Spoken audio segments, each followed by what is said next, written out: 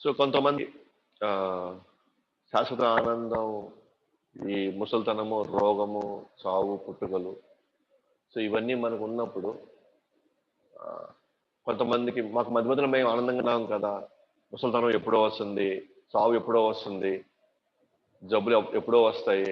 మధ్యలో మేము ఆనందంగానే ఉన్నాం గదా! మీరు చెప్పినంత దుఃఖంలో మేము లేదని కొంతమంది అనొచ్చు. కానీ మధ్యలో గూడా మనం ప్రశాంతంగా లేము.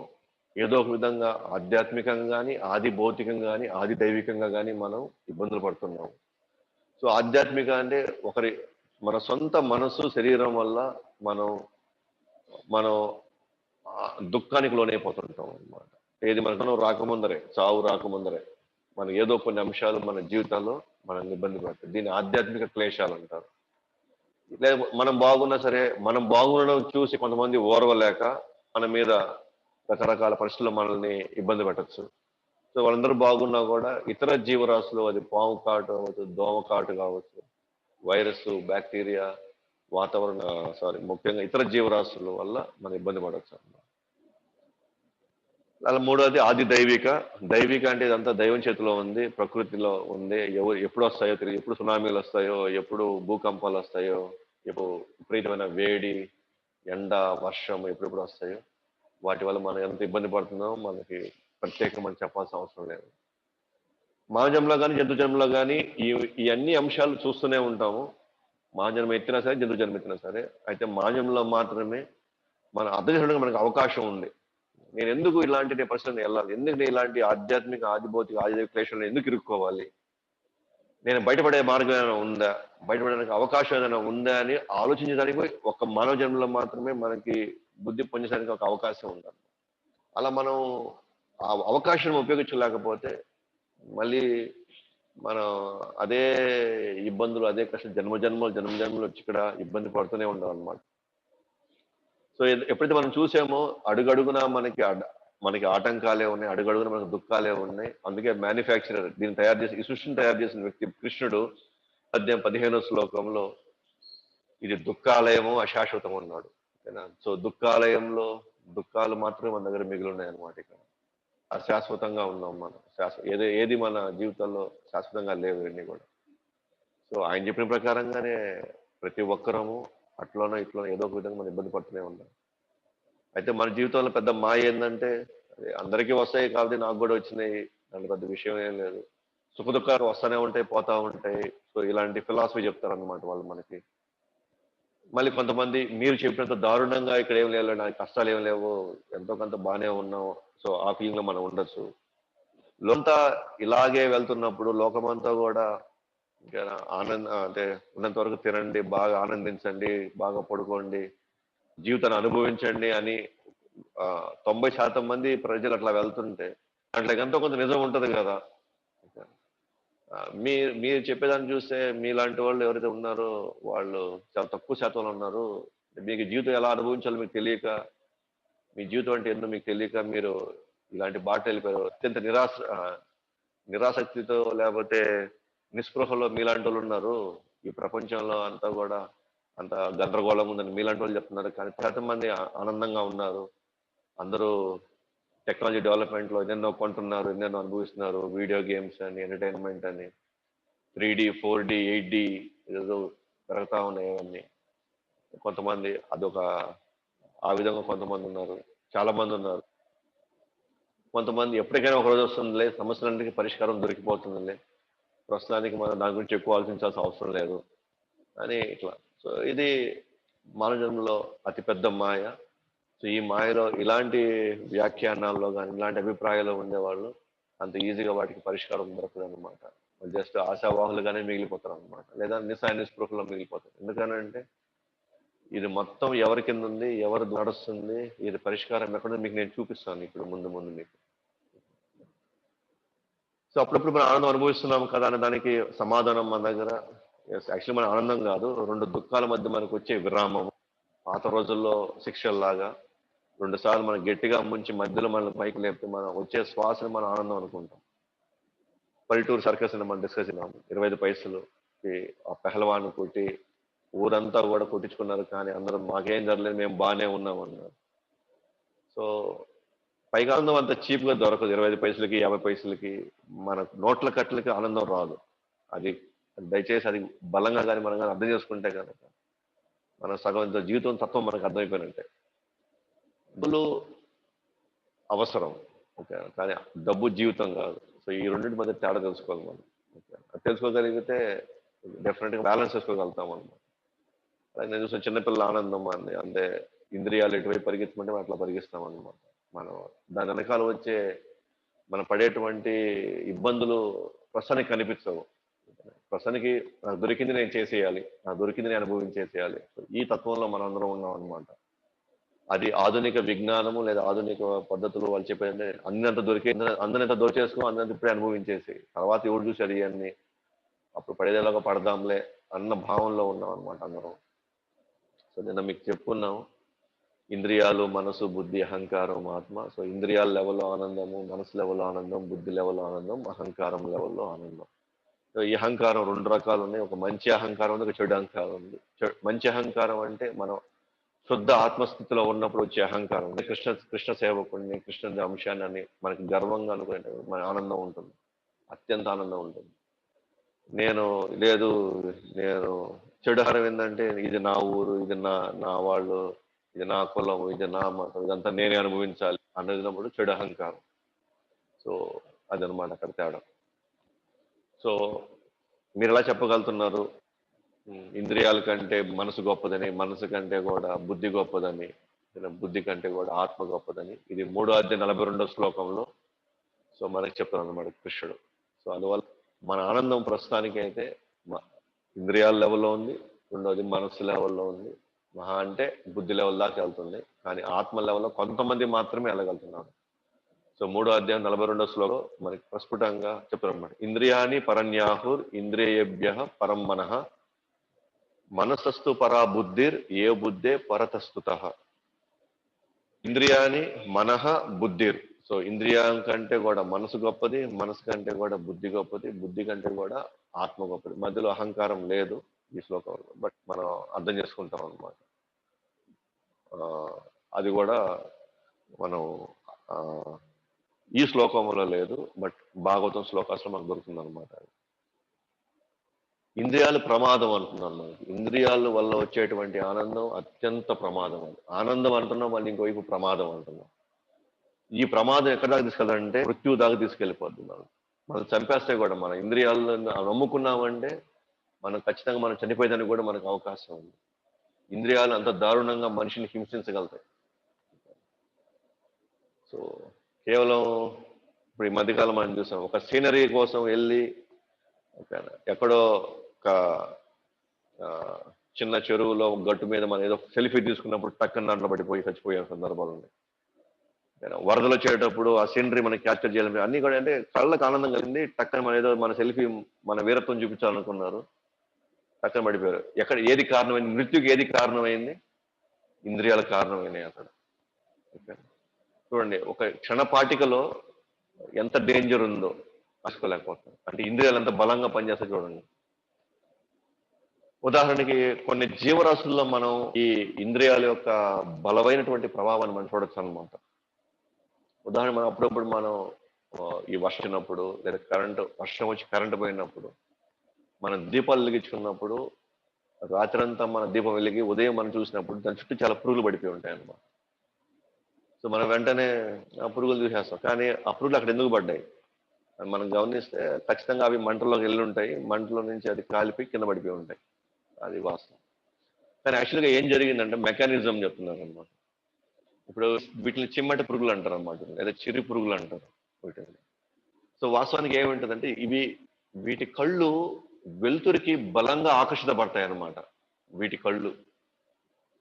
సో ఎప్పుడైతే అది వెలుస్తుందో, మొత్తం చీకటయ్యి వెలుగు చూస్తుందో, ఈ పురుగు వెలుగు దాకా కొంచెం ముందుకెళ్తుంది, పురుగు కొంచెం ముందుకెళ్తుంది వెలుగుకి, కానీ ముందుకెళ్ళగానే కొంచెం వేడింది, అందువల్ల వెనకాలకి వెళ్ళిపోతుంది అనమాట. ఈసారి ఎట్లా ఉంటుందంటే, ఈసారి చాలా ముందు దాకా వెళ్ళింది కదా, కళ్ళు ఇంకా బలంగా లోపలికి ఆగుతాయి అనమాట. సో ఈసారి వచ్చిన పురుగు ఇంకొంచెం ముందుకెళ్తుంది, ఇప్పుడు ఇంకా ఎక్కువ కాలుతుంది అనమాట. ఎక్కువ కాలుతుంది కదా అని చెప్పేసి మళ్ళీ వెనకాలకి వెళ్తుంది ఆ పురుగు. మూడోసారి ఇప్పుడు చాలా దగ్గర దాకా వెళ్ళింది కదా, కళ్ళు అంత ఆకర్షించింది. ఇప్పుడు కళ్ళు ఇంకా బలంగా లాగుతున్నాయి అనమాట. అంత దగ్గర పోతే ఎంత ఎంత అందంగా ఉంది, ఎంత వెళ్తునిందని కళ్ళు విపరీతంగా లాగుతాయి అనమాట.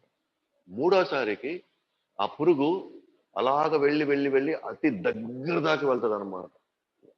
ఇంకెక్కువ వేడి తగులుతుంది, మళ్ళీ వెనకాలకి వెళ్తుంది. అండ్ నాలుగోసారి ఈసారి ఆ కళ్ళు తన కంట్రోల్ లేకుండానే సర్రని వెళ్ళి కరెక్ట్గా మంట దగ్గర కాలు చచ్చిపోతాయి అన్నమాట. సో ఒక్క ఇంద్రియము బలంగా లాగడం వల్ల అట్లా కొన్ని వేల పురుగులు, కొన్ని వందల పురుగులు మన కళ్ళ ముందు మనం చూస్తూ చచ్చిపోతున్నాయి. కేవలం ఏంటంటే ఒక్క ఇంద్రియం శరీరాన్ని మా బలంగా లాగేసింది. అలాగే చేప, మనం చేపలు పట్టేటప్పుడు మనం గేలం వేస్తాం.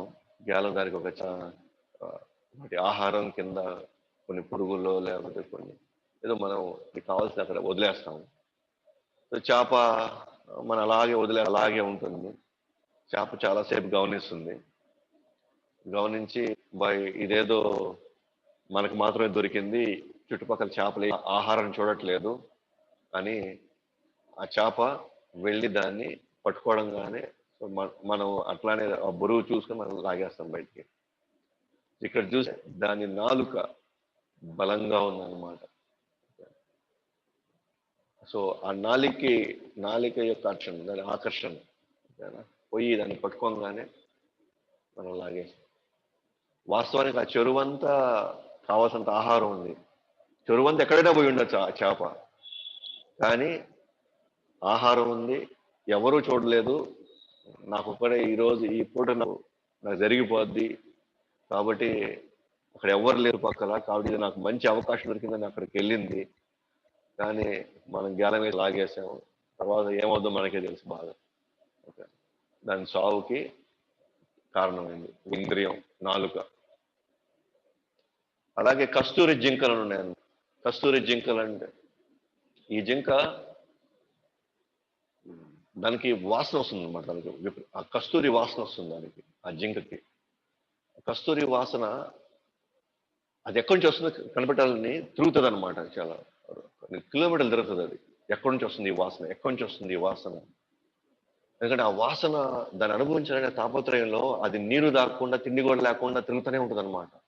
దానికే తెలియదు ఎంత ఆకలేస్తుందో, ఎంత దెబ్బకిందో. కానీ అంటే ఇంకా విపరీతంగా లేదు నేను ముందు ఆ వాసన ఎక్కడి నుంచి వస్తుంది కనిపెట్టాలా, నేను ఫస్ట్ అది ఎక్కడి నుంచి వస్తుంది కనిపెట్టాలా అని చెప్పేసి అది ఇంకా ఎక్కువ వాసన చూడాలని చెప్పేసి అది తిరుగుతూ ఉంటుంది అనమాట. లాస్ట్కి అది దాని దప్పిక అదే తీర్చుకోలేక, అది ఆకలి తీర్చుకోలేక అక్కడే చచ్చిపోతుంది. కానీ వాస్తవానికి ఆ వాసన ఎక్కడి నుంచి వస్తుందంటే తన బొడ్లోంచి ఆ వాసన. కానీ ఎక్కడి నుంచో వస్తుంది అనుకుంటుంది, ఎక్కడి నుంచో వస్తుంది అనుకుని తిరుగుతూనే ఉంటుంది. లాస్ట్గా చచ్చిపోద్ది అనమాట. ఒక్క ఇంద్రియం, ముక్కు. ఓకే. అలాగే మన సాధారణ జింకలు ఏంటంటే అవి పిల్లల గ్రోవికి అట్రాక్ట్ అయిపోతాయి. చెవులు పిల్లల గ్రోవికి అట్రాక్ట్ అయిపోతాయి. సో ఆ వేటగాడు జింకని పట్టాలంటే, జింకని వేటాడాలంటే ఆ వేటగాడు వెళ్ళి పిల్లల గ్రోవి ఊతాడు అనమాట. ఒక ఏరియా నుంచి ఊతాడు. అది ఇట్లా చూస్తుంది అనమాట, ఎక్కడి నుంచి వస్తుంది శబ్దం అని. సో ఒక ఏరియా నుంచి వస్తుంది అనమాట. ఆ ఏరియా దగ్గరికి వెళ్తుంది. సడన్ గా ఆయన ప్లేస్ మార్చేస్తాడు వేటగాడు. ఇంకో దగ్గర వెళ్ళి మళ్ళీ పోయి ఊతాడు. మళ్ళీ అటువైపు వస్తుందేమో, అటువైపు వస్తుంది. మళ్ళీ ఇంకొకెళ్ళి మళ్ళీ ఊతాడు. అట్లాగా 4-5 ప్లేస్లు తిరిగి ఊదంగానే ఒక 6వ 7వ ఊదిన తర్వాత దానికి అర్థం కాదు, ఇటు నుంచి వస్తుంది అర్థం కాక అది అక్కడే ఆగిపోద్ది అనమాట. అట్లా అప్పుడు ఆయన దాన్ని తీసి వదిలి చంపేస్తాడు. ఇక్కడ ఇంద్రియం వచ్చి చెవు. సో ఒక్క ఇంద్రియం సో దాని చావుకు కారణమైందన్నమాట. చివరికి ఇచ్చి ఏనుగు. సో మగ ఏనుగుల్ని పట్టి దాన్ని వశం చేసుకోవడానికి, అంటే అలా ఏనుగుని మన కంట్రోల్ తెచ్చుకోవడానికి. ఏనుగు ఎంత పెద్దది, మన ఎంత చిన్నవాళ్ళం అయినా కూడా ఏనుగు ఒక మనిషి కంట్రోల్లోకి వెళ్ళిపోతుంది. ఓకేనా. సో ఎలాగ ఇది ఏం చేస్తారు, దీన్ని ఏ విధంగా చూస్తారు దీన్ని అంటే మనం గమనిస్తే, సో ఒక మగ ఏనుగు ఉంటుంది. ఆ మగ ఏనుగును పట్టడానికి దాని ఒక దగ్గర పెద్ద గొయ్యి తీసేసి ఆ గొయ్యి మీద మామూలుగా గడ్డి అంటే అది గొయ్యిలాగే కనిపి అనమాట. పైన కవర్ చేసేస్తారు గడ్డితోనో కొన్ని పుల్లలతో వాటిలో చిన్న పట్టేస్తారు అనమాట. ఈ మగ ఏనుగుని పట్టాలంటే దాన్ని ట్రాప్ చేయాలంటే దానికి ఒక ఆడ ఏనుగుని ట్రైన్ చేస్తారు అనమాట. ట్రైన్ చేసి దాని పక్కనే దాని చర్మాన్ని ఆనుకొని పోయేటట్టుగా ఆడ ఏనుగుని ముందుకు పోనిస్తారు అనమాట. ఎప్పుడైతే ఆ స్పర్శకి ఈ మగ ఏనుగు వచ్చేసి ఆడ ఏనుగుని వెంటాడుతుంది. సో ఈ ఆడ ఏనుగు ముందు పరిగిస్తూ ఆ గొయ్యి తెలుస్తుంది దానికి, తెలిసి అయినా కూడా అది వెళ్తూ పక్కతుంది. ఇది అది గమనించకుండా పరిగిస్తూ ఆ గొయ్యిలో పడిపోతుంది అనమాట. దానికి కొన్ని రోజులు తిండి పెట్టక, దానికి కొన్ని రోజులు ఇవి చేయక, అది అల్టిమేట్ గా అది ఫుల్ కంట్రోల్లోకి వచ్చేసిన తర్వాత దాన్ని బయటికి లాగినప్పుడు ఇంకా అది ఆ వ్యక్తికి వశం అయిపోతుంది. సో ఈ విధంగా మనం గమనిస్తే 5 ఇంద్రియాలు ఒక జంతువులో ఒక్కొక్క ఇంద్రియము ఆల్మోస్ట్ దాని చావుకు కానీ లేకపోతే దాని బలహీనతలను తెలుసుకొని దాన్ని పూర్తిగా కంట్రోల్ తెచ్చుకునేటువంటిది మనం చూస్తున్నాం అన్నమాట. సో మీకు గుర్తున్నాయి అనుకుంటాను. కళ్ళు చిమ్మటి పురుగులు, నాలుక చేప, చెవి మామూలు జింకలు, ముక్కు కస్తూరి జింకలు, ఏనుగు. సో 5 ఇంద్రియాలు, జ్ఞానేంద్రియాలు. సో ఇప్పుడు ఒక్కొక్క ఏనుగు లేదా ఇట్లా ఇది జీవరాశులు తీసుకున్నాము. ఇట్లా ఒక్కొక్క జీవరాశికి ఏదో ఒకటి బలంగా ఉంది. బలమైన ఇంద్రియం వల్ల అవి ప్రమాదానికి గురయ్యి లేదా అవి చచ్చిపోయేదానికి అవకాశం ఉంది. మరి మనిషికి ఏ ఇంద్రియాలు వీక్నెస్ అంటారు? ఏ ఇంద్రియాలు వీక్నెస్ అనుకుంటున్నారు? కళ్ళ, చర్మమా, లేకపోతే చెవుల? గమనిస్తే అన్నీ అన్నమాట ఇక్కడ. ఒక ఇంద్రియం కూడా ఇది తక్కువలో ఉంది, ఒక ఇంద్రియం స్ట్రాంగ్ గా ఉంది, ఒక ఇంద్రియం వీక్ అయ్యదు. 5 ఇంద్రియాలు బలంగా ఉన్నాయి అన్నమాట.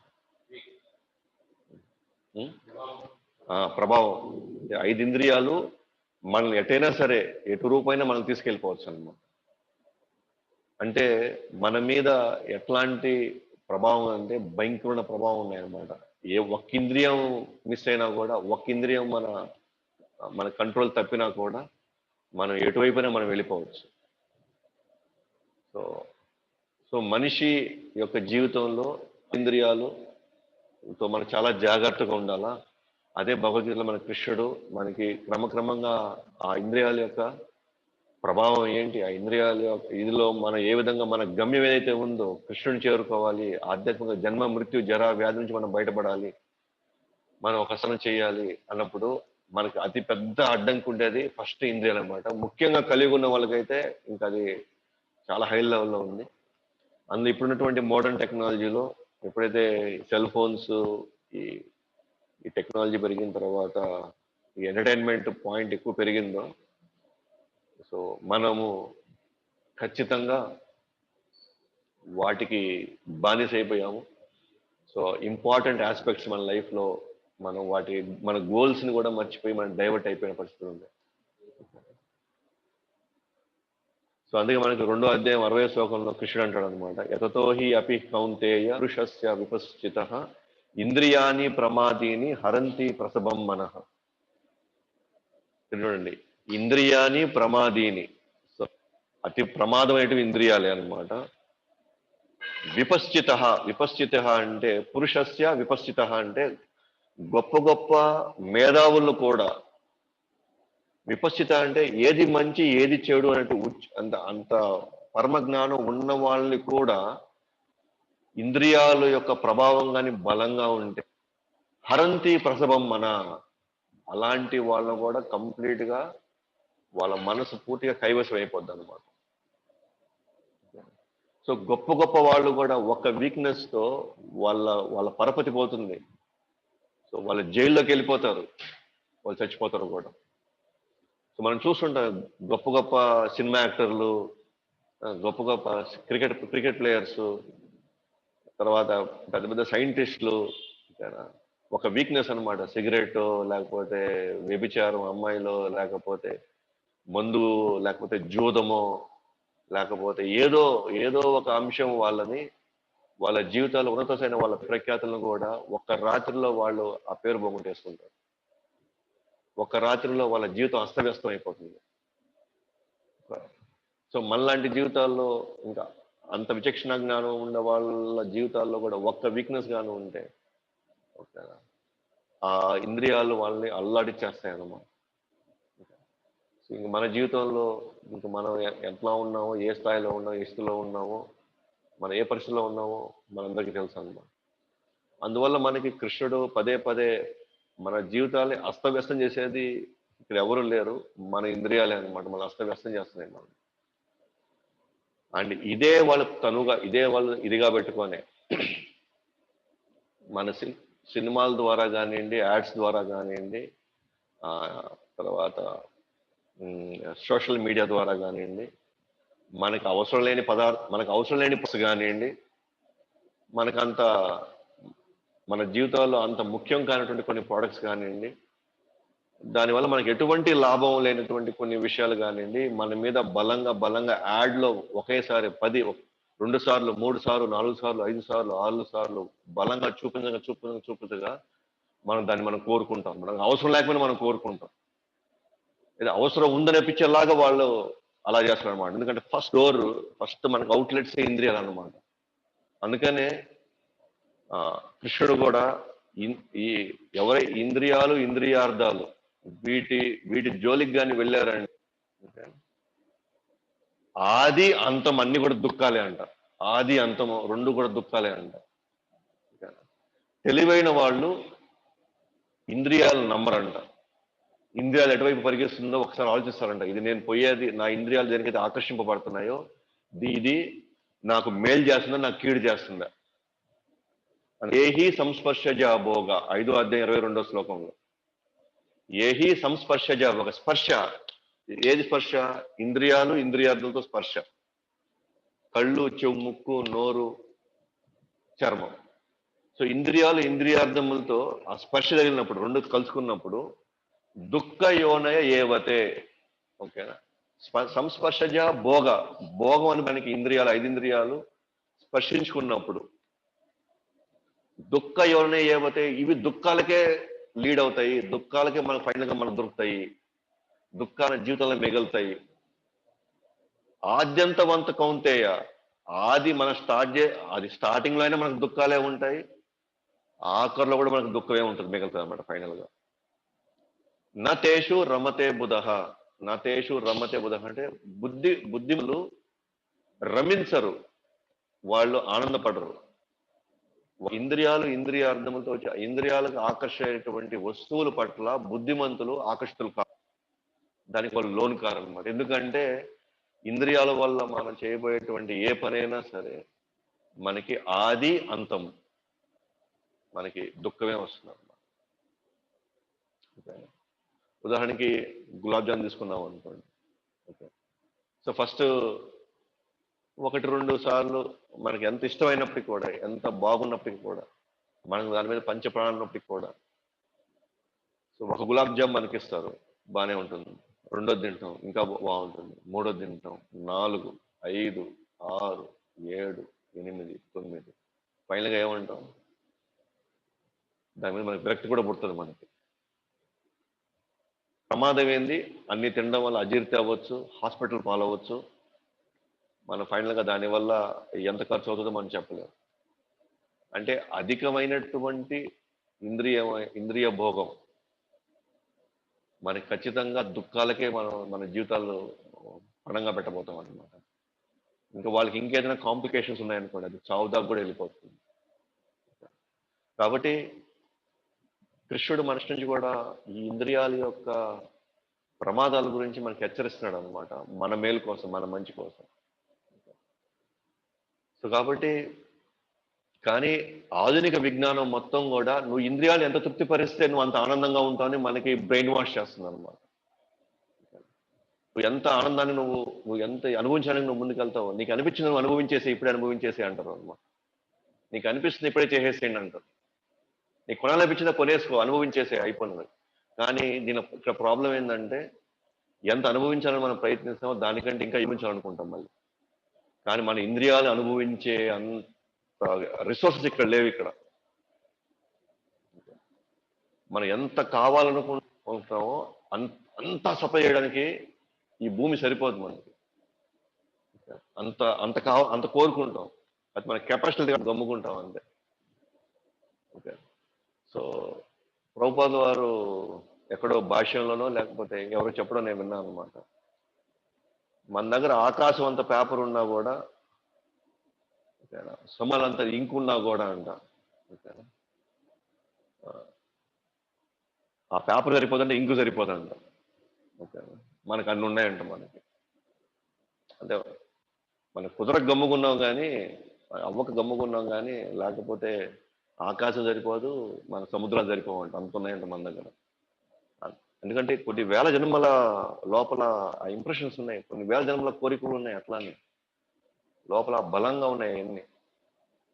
సో ఇవన్నీ ఇవాళ మనం లెక్కేసుకొని వాళ్ళ కాదనమాట. అందుకే ఏహి సంస్పర్శజాబోగా దుఃఖ యోనయేవతే, దుఃఖాలకే మనం వెళ్తాము. దేవాదేవుడు మనల్ని, మనం ఆయన బిడ్డలుగా మనకి ఒక ఒక చిన్న హెచ్చరిక లాంటిది చేస్తూ ఉంటాం, దయచేసి కొద్దిగా ఆలోచించుకోండి అని. ఆద్యంతవంత కౌంతేయ నతేషు రమతే బుధ. తెలివైన వాళ్ళు ఇంద్రియ భోగాలకి లేదా ఇంద్రియ భోగాలు అనుభవించడానికి ఎప్పుడు కూడా వాళ్ళు ముందుకు రారు. దాన్ని ఎంతవరకు అవసరమో అంతవరకు తీసుకొని, ఎంతవరకు కావాలో అంతవరకు తీసుకొని దాన్ని వదిలేస్తారు. దాని అర్థం వాళ్ళు అంటే వాళ్ళు రుచికరమైన తినవరు అని కాదు, రుచికరమైన తింటారు, అన్నీ చేస్తారు, బట్ వాళ్ళ లిమిట్ తెలుసు వాళ్ళకి. ఎంత తినాలి, ఎంత వరకు ఉండాలి, ఎంత అనుభవించాలనే లిమిట్ వాళ్ళకి తెలుసు. ఎందుకంటే అంతకంటే ఎక్కువ చేసామంటే మన జీవితాలు అస్తవ్యస్తం అవుతాయని వాళ్ళకి తెలుసు అనమాట. అందుకే వాళ్ళు ఒక లిమిట్ తెలుసు, వాళ్ళకి ఆ కంట్రోల్ ఉంది, మనకు ఆ కంట్రోల్ లేదు, అంతే తేడా. ఉదాహరణకి మనం గమని ఇవాళ ఉన్న పరిస్థితుల్లో సినిమాలు కానివ్వండి, సీరియల్ కానీ, యాడ్స్ కానివ్వండి, మనం గమనిస్తే, ఓకేనా, ఒకటి ఈ లవ్ అనేటువంటి ఈ కాన్సెప్ట్ తీసుకొని, ఓకేనా, అంతకంటే మించిన ప్రేమ ఇంక లేదని, ఒక అబ్బాయి అమ్మాయి మధ్య ప్రేమ కంటే ఇంకా మించిన ప్రేమ ఇక్కడ లేదని, జీవితంలో అంతకంటే ఇంకా గోల్ లేదని, అది లేకపోతే మన జీవితం వేస్ట్ అని, అది సాధించే మొత్తం చేసినట్టని, ఇంకా సాధించడానికి ఏమీ లేదన్నట్టుగా సినిమాలో చూసే కన్క్లూషన్స్ ఏవైతే ఉన్నాయో, అల్టిమేట్గా ఏదో ఒక విధంగా సరే, అది తల్లిదండ్రులను ఇబ్బంది పెట్టినా సరే, ఆడవాళ్ళని ఇబ్బంది పెట్టినా సరే, మగవాళ్ళని ఇబ్బంది పెట్టినా సరే, అల్టిమేట్గా అది దక్కించుకుంటే ఏదో మన జీవితం అంతా పరిపూర్ణం అయినట్టుగా మనకు చూపించే ఆ పదే పదే పదే పదే చూపించేటువంటి ఆ సన్నివేశాలు, సో ఎంతమంది జీవితాలు గందరగోళం చేస్తున్నాయి. కానీ వాస్తవానికి ఏంటంటే వాళ్ళు వచ్చి కలవడం ఒక ఎత్తు అయితే, ఆ కలిసిన తర్వాత యాక్చువల్ జీవితం ఉండేది అది చూపించరు మనకి. ముందు ఇది కష్టపడి ఎటువంటి ఫైనల్ గా వీళ్ళు ఒక మంచి సుఖాంతం అయిపోయిందబ్బా వీళ్ళ జీవితం అనుకుంటాం. కానీ వాస్తవం ఏంటంటే ఆ సన్నివేశం మన ఇంట్లో జరిగాయి అనుకుంటాం. అసలు మన అబ్బాయి వాళ్ళు లేదా మన అమ్మాయి అలాంటి పరిస్థితుల్లో కానీ వెళ్తే మనసు ఒప్పుకోం, కానీ సినిమా అయితే మనం ఒప్పుకుంటాం, అలా జరగాలనుకుంటాం, అది కోరుకుంటాం, సినిమాలు వీళ్ళిద్దరు కావాలనుకుంటాం, అదే భ్రమ. ఓకే, కానీ మనలో జరిగినప్పుడు మన వాస్తవిక వచ్చినప్పుడు సో చాలా మనకి గుర్తొస్తాయి అన్నమాట. వాళ్ళేంది, మనమేంది, అదేంది, ఇదేంది, వాళ్ళ స్థాయి ఏంది, మన స్థాయి ఏంది. సో వాస్తవిక జీవితాలకి ఇది వర్కౌట్. కానీ మన ఇంద్రియాలు పదే పదే అవి చూడంగా చూడంగా చూడంగా చూడంగా, ఓకే, ఆటోమేటిక్గా అంతకంటే ఇంక మించిన జీవితం ఏముంది, సో ఎట్లయినా సరే ఆ అబ్బాయి అమ్మాయిని మనం సాధించాలా, సాధించడమే జీవితం, ఓకేనా అన్న కన్క్లూషన్స్కి ఎన్ని సినిమాలు వెళ్ళినాయి, ఎన్ని సీరియల్స్ వెళ్ళినాయి. సో ఒక 10th క్లాస్ చదివిన అబ్బాయి పదే పదే ఈ సన్నివేశాలకు వెళ్తే, పదే పదే సన్నివేశాలు కానీ చూస్తే, ఓకే, ఇంకా మీ మాట నా మాట ఎందుకు వింటారు ఎవరైనా కూడా. ఎందుకంటే గొప్ప గొప్ప అంటే ఈ సమాజంలో ఎవరైతే ప్రామాణిక వ్యక్తులు ఉంటారో, సినిమా యాక్టర్లకు ప్రామాణిక వ్యక్తులు ఇప్పుడున్న వాళ్ళకి, అంటే వాళ్ళు రోల్ మోడల్స్ అన్నమాట. వాళ్ళు వెళ్తున్నాయి. ఈ పక్కన చూస్తే మనం గమనిస్తే 95% ఆడవాళ్ళే యాడ్స్ లో ఉన్నారు, అమ్మాయిలే యాడ్స్ లో ఉన్నారు. అమ్మాయిల్ని ఎందుకు యాడ్స్లో పెట్టుకుంటున్నారు?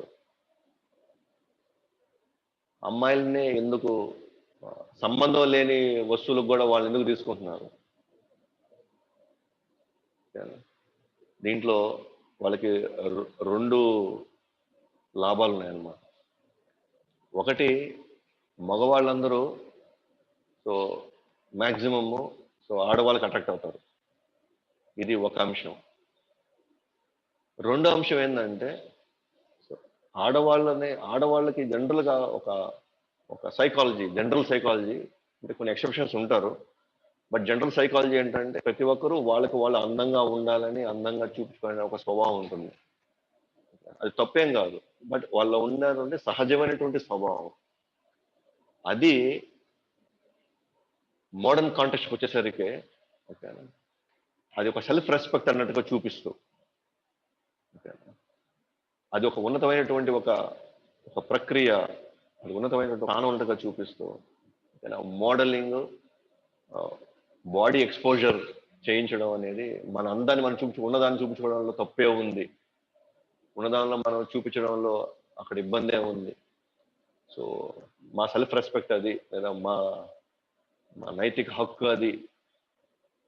పైగా ఆడవాళ్ళు తక్కువ, ఆడవాళ్ళు చాలా గొప్పవాళ్ళు అని అట్లా చిత్తగా ఇక్కడ ఎవరు గొప్పలే, మగవాళ్ళు గొప్ప కాదు, ఆడవాళ్ళు గొప్ప, అందరూ సమానమే.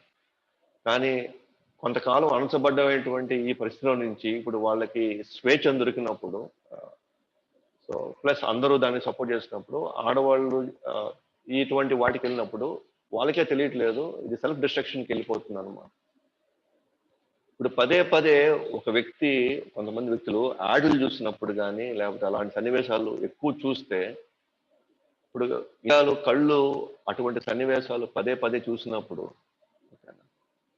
సో నేను చెప్పాను కదా, ఇంద్రియాలు ఒకసారి అది ఛార్జ్ అప్ అయిపోతే ఇంకా మనసు, బుద్ధి ఇంకేమి తర్వాత ఆలోచించవు ఇంకా. ఎందుకంటే నేను చూపించాను, పురుగులు ఏం చేసినాయి, ఒక కంటిలో బలమైన ఆకర్షణ వచ్చినప్పుడు దాని జీవితం అంటే దానికి వేడి తగులుతున్నా కూడా లాక్కు వెళ్ళిపోయింది అది. సో ఇక్కడ నాకు mention కదా, ఎంత బలమైనటువంటి నిష్పక్షపాతం లేకుండా ఇది మంచి ఇది చెడు తెలిసిన వాడు కూడా అపర మేధైన వక్రింద్రియంగానే అడుపు తప్పితే ఎంత బలమైనటువంటి మేధావైనా కూడా దానికి వెళ్ళిపోతారన్నమాట. ఇది ఎప్పుడైతే ఇంద్రియాలు బలంగా ఉంటాయో, అలాంటిది ఇలాంటి సన్నివేశాలు ఎక్కువ చూడంగా వాల్ పోస్టర్లు, పైన హోర్డింగ్స్ పదే పదే స్ట్రైక్ కొడతా ఉంటే మనసులో, మన కళ్ళకి కొడతా ఉంటే ఇప్పుడు మనం ఆ వ్యక్తులు రోడ్లోకి వెళ్ళినప్పుడు ఇంకా ఏ ఆడవాళ్ళని ఎవరిని చూసినా సరే, అమ్మాయిని ఎవరిని చూసినా సరే, ఇంక ఏ పిక్చర్స్ వచ్చి పడతాయి కళ్ళల్లో, ఎటువంటి పిక్చర్స్ పడినప్పుడు అప్పుడు వాళ్ళకి విచక్షణ జ్ఞానం ఎక్కడ వస్తుంది? అరే వీళ్ళు ఇది కదా, వీళ్ళు మనం ప్రొటెక్ట్ చేయాలి కదా, వీళ్ళు సమాజంలో ఉన్నారు కదా, వీళ్ళ కూడా ఒక కుటుంబం ఉంది కదా, వీళ్ళ జీవితంలో ఏదైనా అయితే వాళ్ళ పేరెంట్స్ ఏమవుతారు, లేకపోతే వాళ్ళ పిల్లలు ఏమవుతుంది, అది కోల్పోతారు అన్నమాట. ఇప్పుడు మన డిబేట్లోకి వెళ్ళామనుకోండి, మగవాళ్ళే నిగ్రహించుకోవాలి కదా, ఆడవాళ్ళు ఇట్లా ఉండాలి కదా, ఈ డిబేట్లోకి వెళ్ళామనుకోండి, అది దానికి సమయం సరిపోదు అనమాట. మనం చెప్పాల్సినటువంటి విషయం ఏంటంటే, సో ఏ విధంగా ఆధునిక విజ్ఞానము మేము చాలా డెవలప్ అయ్యాము అనేటువంటి ఈ భావనలో ఓకేనా సొసైటీ ఎటువంటి పరిస్థితులకు వెళ్ళిపోతుంది. అండ్ ముఖ్యంగా ఇప్పుడు అలా ఉండే ఆడవాళ్ళందరికీ ప్రతి ఒక్కరు ఒక పోలీస్ పెట్టాలంటే అది వీలవుతుందా? ఎన్ని డిబేట్లు పెట్టుకుంటే మార్పు వస్తుంది? ఎన్ని డిబేట్లు వస్తే చైతన్యం రావాలా? కానీ మనం గమనించే నిర్భయ కేసులు పెట్టినప్పుడు, దిశ కేసు పెట్టినప్పుడు ఇంకా ఇవి పెరిగిపోయినాయే కానీ ఎక్కడ తగ్గలేదు. ఎందుకనంటే మన సినిమాల్లో రెండు ఇంపార్టెంట్ కాన్సెప్ట్స్ ఉన్నాయన్నమాట. ఒకటి విలన్స్, రెండు సెక్స్. ఈ రెండు విషయాలు బలంగా చూపిస్తున్నంత కాలము ఓకేనా ఈ సన్నివేశాలు మనం ఆపలేము. కాబట్టి ఏ కుటుంబంలో ఉన్న వాళ్ళు వాళ్ళ పిల్లల్ని సరైనటువంటి అవగాహన, సరైనటువంటి ఈ జ్ఞానం దేని వల్ల ఏది ప్రమాదం ఉంది, దేని వల్ల మన జీవితాలు ఎట్లా నాశనం అవుతాయని ప్రతి కుటుంబంలో, అది మగవాళ్ళకి కానీ ఆడవాళ్ళకి కానీ అమ్మాయిలకు కానీ అబ్బాయిలకు కానీ మనం ఆ ఎడ్యుకేషన్ ఇస్తేనే అది బయటపడుతుంది. కానీ ఈ కాలేజ్ అయిపోయినాయి, స్కూల్స్ అన్ని అయిపోయినాయి, తర్వాత ప్రపంచం అయిపోయింది, అట్టు అయిపోయింది, మగవాళ్ళందరూ నరికేసేయాలా, ఆడవాళ్ళందరినీ ఇది చేసేయాలా, ఒకరి మీద ఒకరు ద్వేషం పెంచుకోవడం వల్ల సమస్య ఇది ఇక్కడ తగ్గదు. సో ఒకరి మీద ఒకరు నిందించుకోవడం వల్ల సమస్యలు పోవు. సో తల్లిదండ్రులుగా మనం అందరం ఓకేనా, దయచేసి ఆధునిక విజ్ఞానం ఎంతవరకు అవసరమో అంతవరకు దాని యొక్క ఇది తీసుకోండి.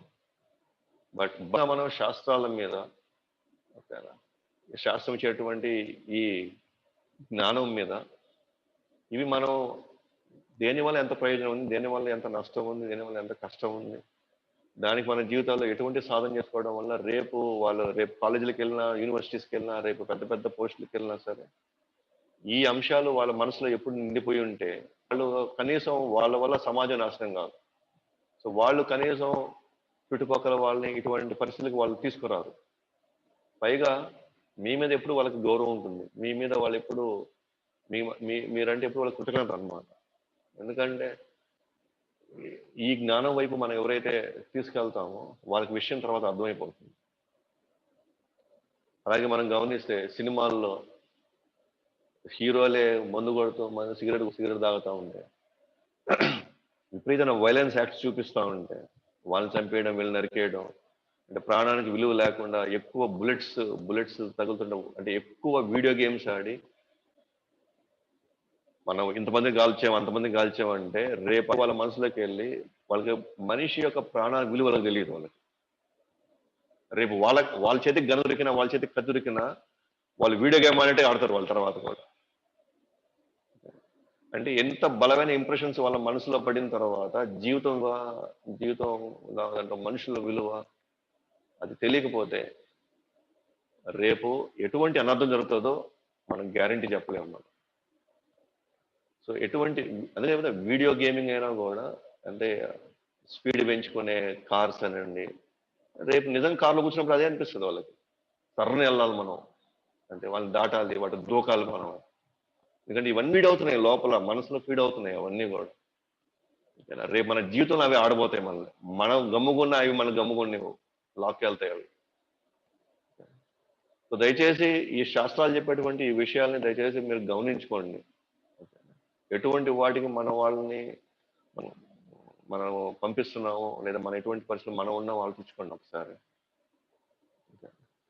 అంటే ఇప్పుడు మనం అనుకుంటున్నాం, మా పిల్లోడు ఇటు చేస్తున్నాడు, మా పిల్లోడు భయంకరంగా ఆడుతున్నాడు వీడియో గేమ్లు, మా పిల్లోడు వీడియో గేమ్ సెల్ ఫోన్ తిప్పి మొత్తం తిప్పేసి మళ్ళీ మొత్తం అన్ని కడుతున్నాడు అనుకోవడం. కానీ అంటే తన అటిట్యూడ్ ఎలా వెళ్తుంది, దానికి మంచి ఉపయోగిస్తున్నాడా, చెడుకు ఉపయోగిస్తున్నాడు? అది మంచిగా ఉపయోగిస్తున్నట్టయితే డెఫినెట్గా తనకి అది ఎన్నో రెట్లు మేలు చేస్తుంది. కానీ దాని ప్రభావంతో అతను ఎటువంటి విషయాలకి అతను ఇదవుతున్నాడు, అది అమ్మాయి అవ్వచ్చు, అబ్బాయి అవ్వచ్చు. సో డెఫినెట్గా మనం చాలా జాగ్రత్తగా ఉండాలండి. ఓకేనా?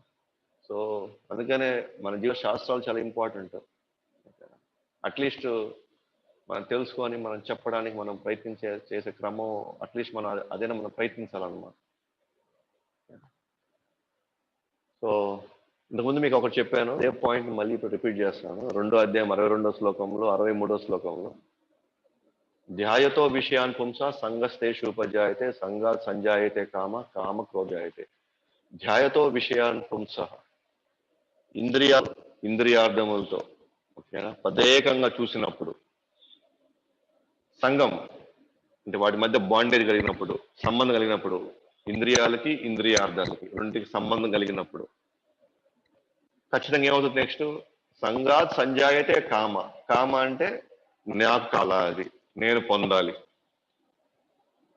సో నాకు పొందాలి, నేను అనుకున్నప్పుడు నాకు దక్కలేదు అనుకోండి, కామ క్రోధోభిజాయతే, కామ నుంచి క్రోధం ఉద్భవిస్తుంది. ఇప్పుడు నాకు వచ్చేస్తుంది, నాకు దక్కలేదు, నాకు అందలేదు. ఎందుకంటే నేను పదే ఆ ఇంద్రియాలు నేను చూస్తూ ఉన్నాను. చూసినప్పుడు సంఘం ఏర్పడిపోయింది, నాకు బలమైనటువంటి బంధం ఏర్పడిపోయింది. నాకు ఇప్పుడు అది కావాలి, కామం. నాకు దొరక్కపోతే క్రోధాత్ భవతి సమ్మోహ. క్రోధం జరిగినప్పుడు నాకు దొరకలేదు ఉంటుంది. సమ్మోహ, నాకు నాకు దొరికే తీరాలి. సమ్మోహ స్మృతి విభ్రమ. స్మృతి విభ్రమ అంటే స్మృతి భ్రమించిపోతాం అనమాట. భ్రమించిపోవడం అంటే ఇక్కడ మనకు అర్హత ఉన్నా లేకపోయినా, ఏ స్థితిలో మనకు తెలియదు, ఏ స్థాయిలో ఉన్నామో మనకు తెలియకపోయినా సరే దానికోసం ఏదో మన ప్రాణాన్ని అడ్డు పెడతాం అనమాట. స్మృతి భ్రంశాత్ బుద్ధి నాశం, బయటగా బుద్ధి నాశనం అయిపోద్ది. దానివల్ల మనం ఖచ్చితంగా బుద్ధి నాశనం అయి ప్రమాదాలకి మనం లోనవుతాం అన్నమాట. బుద్ధి నాశాత్ ప్రణశ్యతి. క్షతి అంటే కొలాప్స్, డిస్ట్రాయ్ అయిపోతాం మనం. సో మనల్ని మన జీవితం అస్తవ్యస్తం అయిపోతుంది. ఎక్కడ స్టార్ట్ అయితే చూడండి, ఇంద్రియాలు ఇంద్రియార్థములతో కలుసుకున్నప్పుడు ఎక్కువసేపు ఎక్స్పోజ్ చేస్తే ఓకేనా, ఖచ్చితంగా అది మనకు కావాలనిపిస్తుంది. మనకు అవసరం ఉన్నా లేకపోయినా, మనకు ఆ జీవితం మనకు దాంతో సంబంధం ఉన్నా లేకపోయినా మనకు కావాలనిపిస్తుంది. కాబట్టి మన జీవితంలో వేగం అత్యంతంగా ఉంది, వేగం ఉంది, భయంకరంగా వేగం ఉంది. కానీ ఎటు పోతున్నామో మనకు అర్థం కావట్లేదు, ఎటు వెళ్తున్నామో మనకు అర్థం కావట్లేదు. టెక్నాలజీలో మనం ఫాస్ట్గా వెళ్తున్నాం కరెక్టే, కానీ ఎక్కడికి వెళ్తున్నాం, ఏం కావాలి మనం పరిగెస్తున్నాం, అంత వేగంలో ఎక్కడ పోతాం తెలియకపోతే అంత వేగం వెళ్తే ఏమవుతుంది, ఎక్కడైనా కొంచెం స్లిప్ అయినా సరే ఐదర్ అది కింద పడిపోయేసి గందరగోళం, లేదా పోయి గుద్దుకుంటే మొత్తం డ్యామేజ్ అయిపోవాలన్నమాట. అందరూ ఇస్తున్నారు, అందరూ వెళ్తూ ఉన్నారు, అందరూ పరిగిస్తున్నారు కాబట్టి నేను కూడా పరిగిస్తున్నా. ఎక్కడికి వెళ్తున్నావు నాకు కూడా తెలియదు, అందరూ పరిగిస్తున్నారు, నేను పరిగిస్తున్నాను. ఎక్కడికి వెళ్తున్నావు నాకు తెలియదు, ఎందుకు వెళ్తున్నావు నాకు తెలియదు, ఏం చేయడానికి వెళ్తున్నామో నాకు తెలియదు.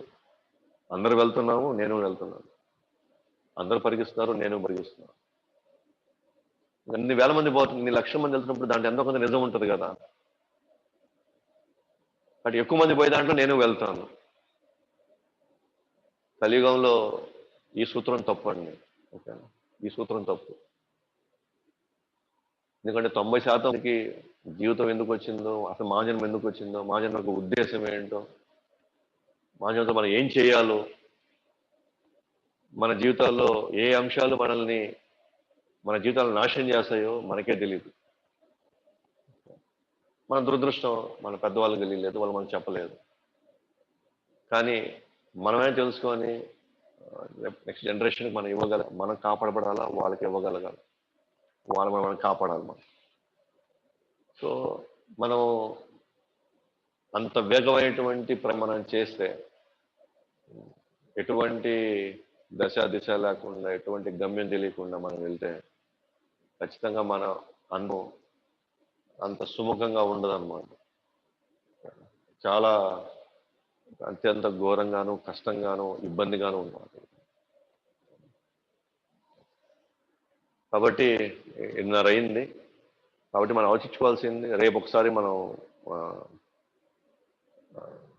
ఇంత ఇంతగా వెళ్ళినప్పుడు ఒక్కసారి మనం ఆలోచించుకొని, ఎక్కడి నుంచి వచ్చాను, ఏం చేయడానికి వచ్చాను, ఏం జరుగుతుంది నా జీవితంలో,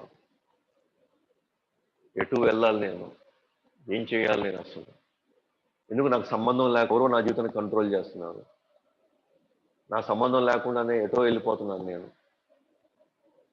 దీనికి ఎక్కడైనా సరే కొద్దిగా నన్ను రిలాక్స్ అయ్యి, కొద్దిగా నేను ఊపిరి పీల్చడానికి నాకు ఏమైనా అవకాశం ఉందా, కొద్దిగా నా అవకాశం ఉంది, నేను ఏదైనా చేసుకున్న దానికి నా జీవితంలో అయ్యే గందరగోళానికి ఎక్కడైనా నాకు ఒక ఫుల్ స్టాప్ ఉందా, లేదా దాన్ని రివర్స్ చేయడానికి నాకు ఏమైనా అవకాశం ఉందా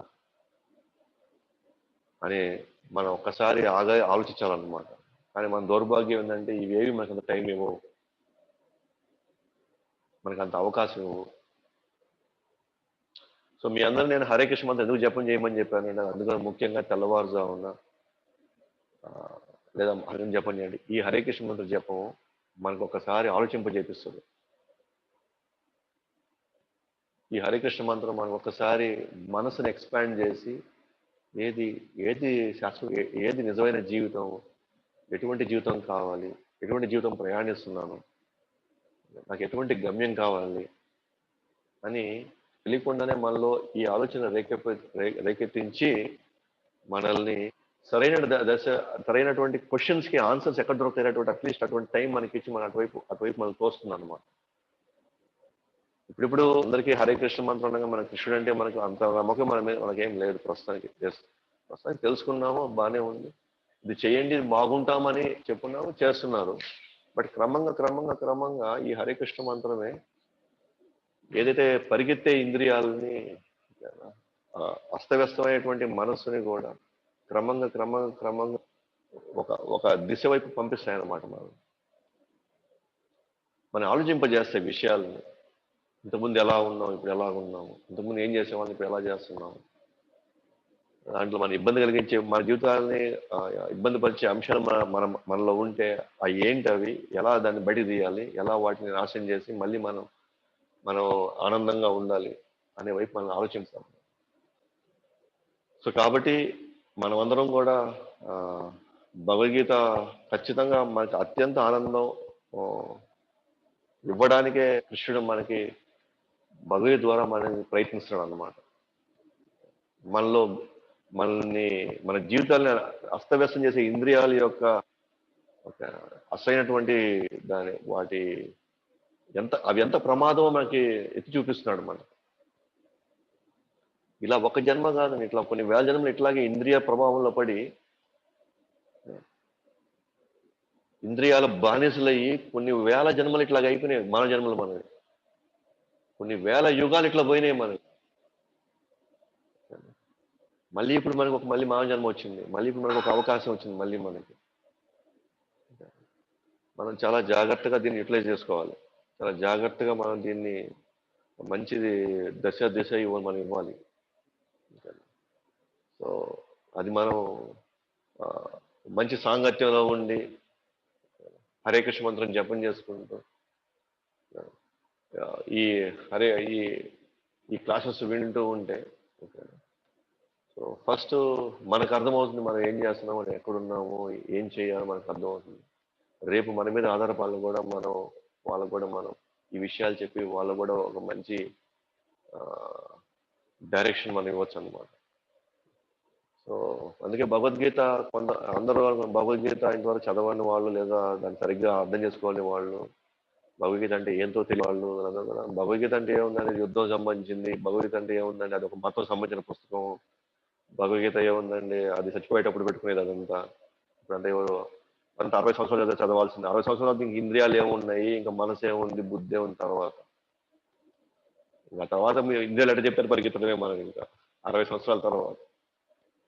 అప్పుడు మనసులో పేరుకోపోయినటువంటి ఈ బలన్నీ మనసులో పేరుకొని ఆ బుద్ధి ఏది మంచి ఏది చెడు తెలియక జీవితం మనసుతనం ఏముంది, గత జీవితం గురించి తెలుసుకుంటూ ఉంటాం. అంటే వాళ్ళు అట్లా అన్నారు, వీళ్ళు ఇట్లా అన్నారు, వీళ్ళు ఇది అన్నారు, అది అన్నారు, నా జీవితం ఇట్లా నాశనం అయిపోయింది, అట్లా నాశనం అయిపోయింది. సో ఇదే మనం వెళ్తూ. కానీ ముఖ్యంగా యవనంలో ఉండేవాళ్ళు లేదా ఇంకా చిన్నపిల్లలు ఉంటే ఇది మంచి అవకాశం అన్నమాట. ఈ ఇంద్రియాలని కొంచెం జాగ్రత్తగా గమనించుకొని ఎటు వెళ్ళాలి, ఎటు నించాలి, ఎటువైపు మనం మొగ్గు చూపాలి, ఏ డైరెక్షన్. ఎందుకంటే మన జీవితానికి ఏదైనా మనమే బాధ్యులం అన్నమాట. ఇక్కడ గవర్నమెంట్ బాధ్యులు, ఇక్కడ వ్యవస్థలు బాధ్యులు కాదు, పరిస్థితి బాధ్యులం కాదు, నేనే బాధ్యుడు. ఎటు వెళ్ళాలా, ఎటు చేయాలా, ఎట్లా ఉపయోగించుకోవాలి, ఇది మనమే. We are the main responsible persons అన్నమాట దాన్ని. సో దయచేసి ఈ విషయాన్ని కొంచెం జాగ్రత్తగా ఆలోచించండి. సో మనం అందరికీ ఉండేది లోపాలు ఎత్తి చూపించడం కాదు, లోపాలు గుర్తించుకొని మనం ఎటువంటి వాటి మీద మనం ఇబ్బంది పడుతున్నాం అది అర్థం చేసుకోవాలి. వాటి నుంచి ఎట్లా బయటపడడానికి కృష్ణుడు ఏం చెప్తున్నాడు ఇంకా భగవద్గీత అది చెప్తున్నాం కదా. ఇదంతా మన సొంత క్వశ్చన్స్ ఏమి ఉండవు ఇక్కడ, పరిష్కారాలు మనం ఇవ్వము ఇక్కడ. పరిష్కారాలు భగవద్గీత ఇచ్చేస్తుంది, కృష్ణుడు ఇచ్చేస్తాడు మన పరిష్కారాలు కూడా. మన జబ్బునైతే చూపించాడు, దానికి పరిష్కారం ఏందో కూడా చెప్తాడు మనకి. మనం చూస్తాం రేపు ముందు ఇటు పరిష్కారాలు ఏంటనేది నెక్స్ట్ క్లాసెస్ చూస్తాం మనం.